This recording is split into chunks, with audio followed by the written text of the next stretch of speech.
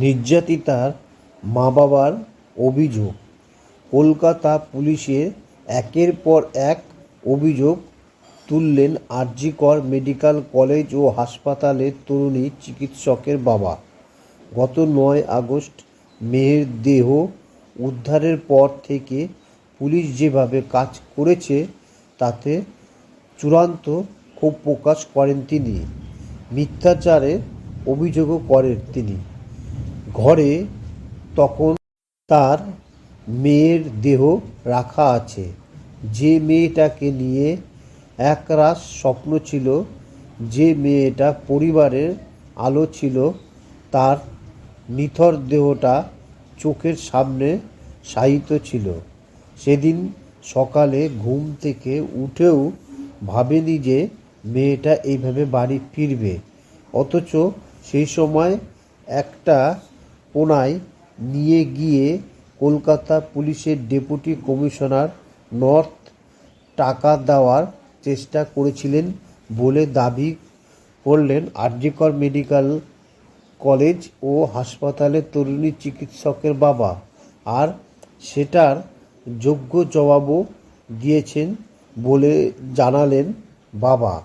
বুধবার রাতে আর.জি. কর মেডিকেল কলেজ ও হাসপাতালে জুনিয়র ডাক্তারদের আন্দোলনে সামিল হওয়ার পর সাংবাদিক বৈঠকে তরুণী চিকিৎসকের বাবা দাবি করেন, যখন আমরা মেয়ের দেহ আমার ঘরে শায়িত ছিল তখন ডিসি নর্থ আমাদের ঘরের একটা গলিতে ঢুকে ঘরের ভিতরে তিনি আমায় টাকা দেওয়ার চেষ্টা করেন।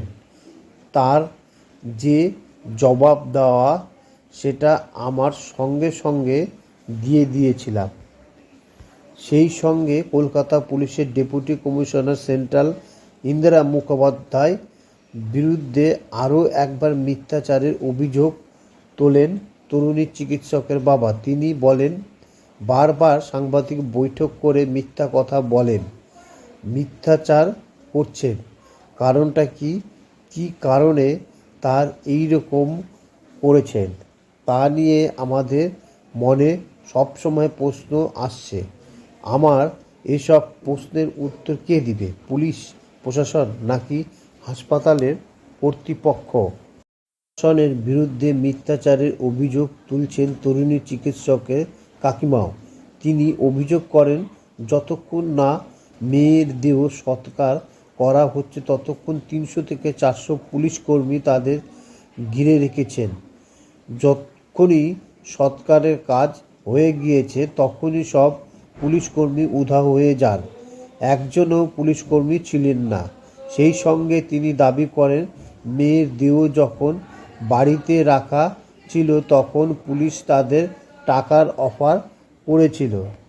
তরুণ চিকিৎসকের কাকিমা আরও অভিযোগ করেন, তরুণ চিকিৎসকের বাবা ও মাকে আর.জি. কর মেডিকেল কলেজ ও হাসপাতালের তৎকালীন অধ্যক্ষ সন্দীপ ঘোষের ঘরে নিয়ে যাওয়ার জন্য মারাত্মক জোরাজুরি করেছিল পুলিশ। কিন্তু তারা প্রথমে যেতে দেননি, পরে বাধ্য হয়ে যেতে দিতে হয়েছিল। এমনকি যখন তরুণীর দেহ আর.জি. কর থেকে বের করে নিয়ে যাওয়া হচ্ছিল তখন তাকে ধাক্কা মেরে ফেলে দেওয়া হয়েছিল। তাদের জন্য কোনো গাড়ির বন্দোবস্ত করা হয়নি।